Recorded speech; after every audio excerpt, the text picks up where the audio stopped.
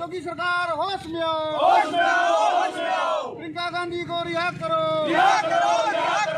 नमस्कार। प्रियंका गांधी को उत्तर प्रदेश सरकार के द्वारा गिरफ्तार करने पर राजस्थान के कांग्रेस पार्टी भड़की और सभी जिलों के अंदर राष्ट्रपति के नाम दिए हैं ज्ञापन। इसी की कड़ी में हनुमानगढ़ भी राष्ट्रपति के नाम जिला कलेक्टर को ज्ञापन सौंपा गया है। आइए आपको सुनाते हैं कि मनोज सैनी का इस संबंध में क्या कहना है, सुनिए।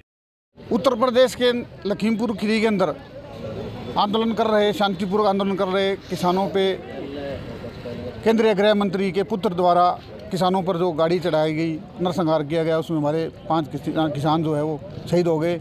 उन परिवारों के प्रति सहानुभूति प्रकट करने के लिए हमारी राष्ट्रीय महासचिव प्रियंका गांधी जी उनसे मिलने जा रही थी, लेकिन उस सरकार की हर धर्मिता देखिए, युवाओं से मिलने भी नहीं दे रही। उनका ये तानाशाही रवैया जो उन्होंने अपना रखा था और हमारे प्रियंका गांधी को उन्होंने वहाँ गिरफ्तार कर लिया बिना किसी सूचना के।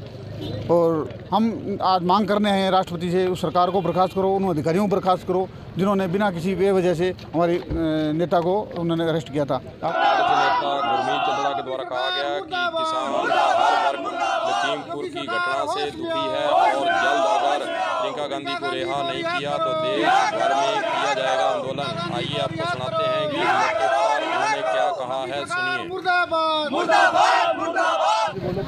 लखीमपुर के अंदर जो किसानों पर एक मंत्री पुत्र द्वारा गाड़ी चढ़ाई गई है, उसमें जो हमारे किसान शहीद हुए हैं उनसे मिलने के लिए, उनके परिवार से मिलने के लिए प्रियंका जी जा रही थी, उसको रास्ते में अरेस्ट कर लिया गया।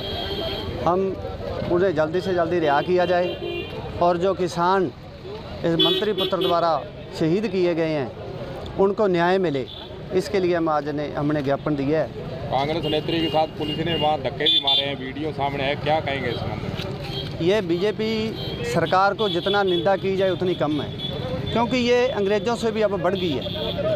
एक जगह खट्टर जी साहब कह रहे हैं कि हम भी 5-5, 700 गुंडे हर ज़िले में पैदा करेंगे और वो किसानों को लाठियों से मारेंगे, और अगर जो महीने 2 महीने वो जेल के अंदर रह आएंगे तो वो बड़े नेता बन जाएंगे, हम उनको बड़ा नेता बनाएंगे।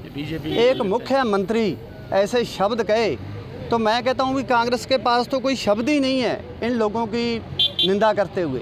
ऐसे बेशर्म मुख्यमंत्री और वैसे ही इनका प्रधानमंत्री, ये बीजेपी को पता नहीं क्या हो गया।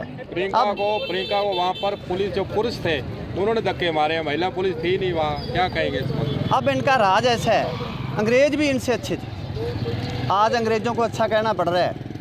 इस सरकार के को देखते हुए ये कुछ भी कर सकती है, ये प्रियंका को भी धक्के मार सकती है, किसी को भी मार सकती है। ये गुंडागर्दी है आज इनके राज के अंदर, कोई और तो सुरक्षित ही नहीं है, जगह जगह बलात्कार हो रहे हैं, उनको मारा जा रहा है।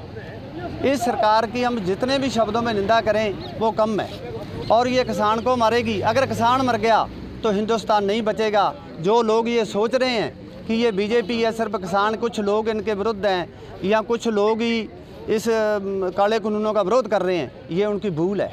लोगों को अनाज नहीं मिलने का खाने के लिए अगर ये कानून पास हो गए और अगर ये किसान बैठ गए घर पे तो ये कभी चुनाव नहीं होगा। फिर ये बीजेपी की गुंडागर्दी अब चरम पर है। अगर किसान चुप कर गए ना तो अपने कभी चुनाव ही नहीं होना।